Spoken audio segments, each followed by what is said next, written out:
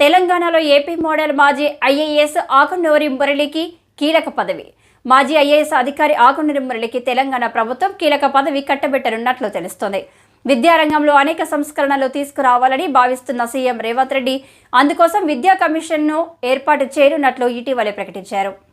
మురళి గతంలో జగన్ హయాంలో ఏపీ ప్రభుత్వంలో సలహాదారుగా పనిచేశారు. ఏపీలో మన ఊరు మనబడి కార్యక్రమాన్ని విజయవంతంగా నిర్వహించడంతో పాటు స్కూళ్లలో మౌలిక సదుపాయాల కల్పనకు ఆయన విశేషంగా కృషి చేశారు. అక్కడ సర్కార్ స్కూళ్లకు ఆధునిక రూపు తీసుకొచ్చారు. ఈ నేపథ్యంలోనే విద్యారంగంపై అపార అనుభవం ఉన్న ఆకునూరి మురళిని విద్యా కమిషన్ చైర్మన్ గా నియమించనున్నట్లు సమాచారం. గతంలో భూపాలపల్లి కలెక్టర్ గా పనిచేసిన ఆకునూరి మురళి బీఆర్ఎస్ ప్రభుత్వంతో విభేదించారు. ఆ తర్వాత స్వచ్ఛంద పదవి విరమణ పొందారు. అనంతరం అప్పటి ఏపీ ప్రభుత్వం మురళి సేవలను వినియోగించుకుంది. ఆయన్ను సలహాదారుగా నియమించుకున్న అప్పటి సీఎం జగన్ విద్యారంగ బాధ్యతలు అప్పగించారు. దీంతో ఆయన పాఠశాలలో మౌలిక సదుపాయాల కల్పనపై ప్రత్యేక దృష్టి పెట్టారు.